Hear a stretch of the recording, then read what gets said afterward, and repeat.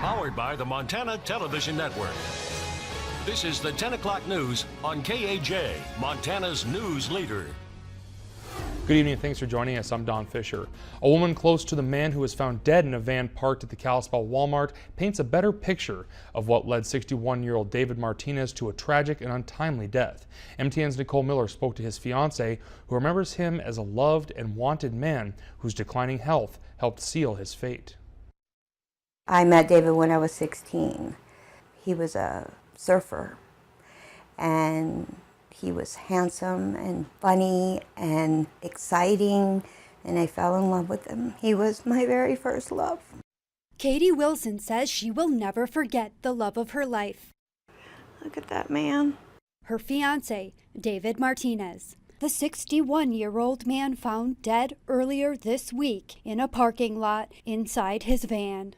This gentleman was found in the early morning hours of the 29th, deceased in his van and that he'd been living in the Walmart parking lot. But Wilson says there's been some misconception. David Wiley Martinez did not die a homeless indigent man in the Kalispell parking lot of Walmart.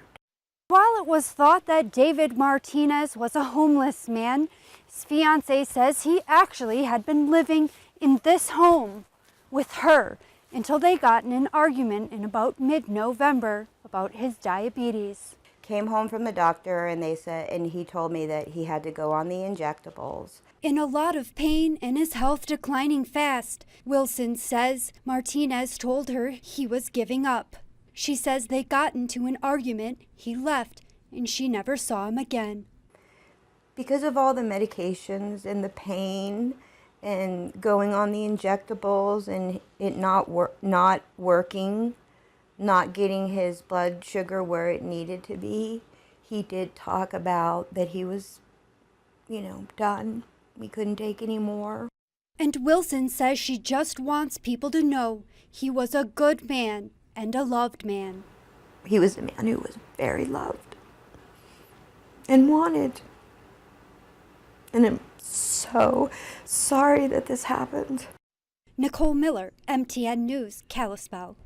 And Wilson says she is planning a paddle out memorial for Martinez, and she says they plan to paddle out into the ocean and spread his ashes over where he loved to surf. And after epic snowfall and bitterly cold temperatures this past week, the Montana Department of Natural Resources and Conservation is warning residents along rivers and streams to be ready for possible ice jams. The DNRC says February and March are the months with the greatest potential for ice jams and flooding in Montana. But with the heavy snow last week and low temperatures, followed by a warm-up later this week, the agency says riverfront property owners need to be watchful. The DNRC recommends residents make sure that their flood insurance is current, shovel or plow snow away from the homes and buildings, and be ready to move or elevate possessions should the waters back up. And it's not the time of year when you even think about getting into the water, but for Missoula firefighters, January is exactly when they train for unfortunate instances of the possibility of you falling into the river. Missoula Fire Department teams gather on the frigid banks of the Clark Fork River today to start their annual training for ice rescues. Over the next few weeks, dozens of firefighters will refresh their skills for saving somebody who falls into the icy water.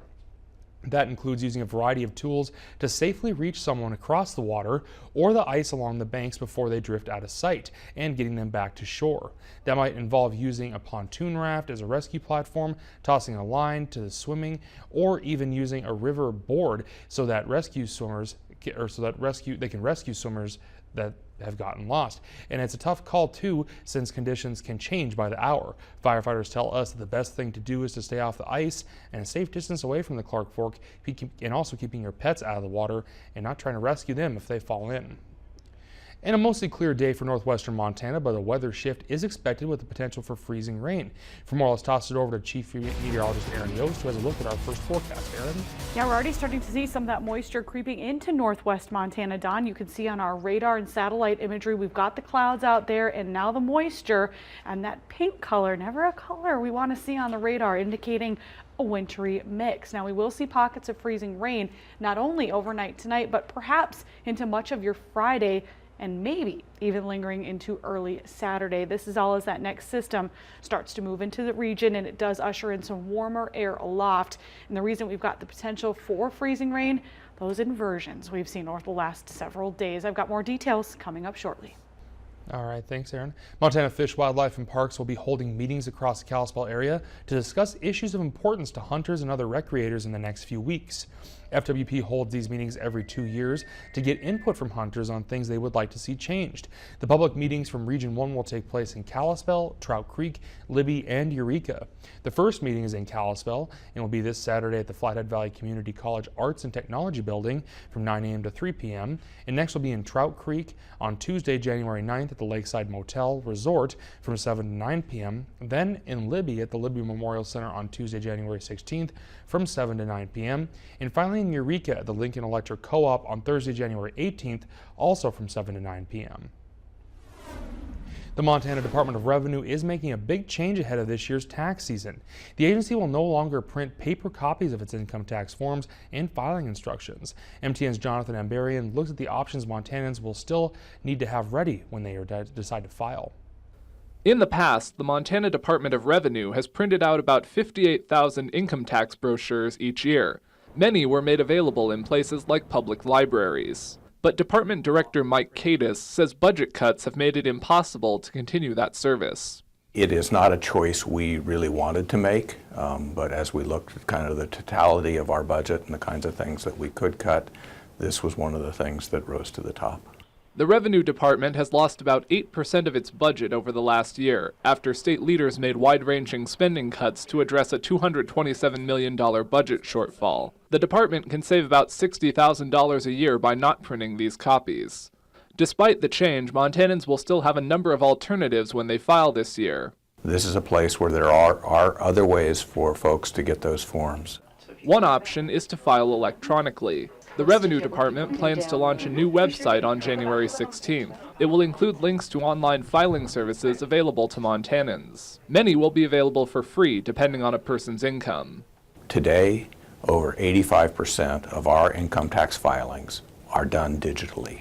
If you still want to use a paper form, you can print it off yourself. Revenue's website will include links to each of the forms. For people who don't use computers, the department has a call center with staff who will work to find an option for them. We will do our best to help them kind of file their taxes accurately and on time, and we think that with some help we can accomplish that for everyone. Jonathan Ambarian, MTN News, Helena. And if you have questions about tax filing, you can contact the Revenue Department call center at 406-444-6900. Missoula entrepreneurs say they are happy to finally offer their unique company to the community as Flying Squirrel bounces into business after months of anticipation. The international trampoline park chain opened its first Montana location after weeks of construction delays. Luke and his brother Cody Schlier, both originally from Hamilton, have been expanding their trampoline business since 2010. MTN's Donald Lakuta jumps into action to show us how the facility offers fun and safety for the child and the child at heart.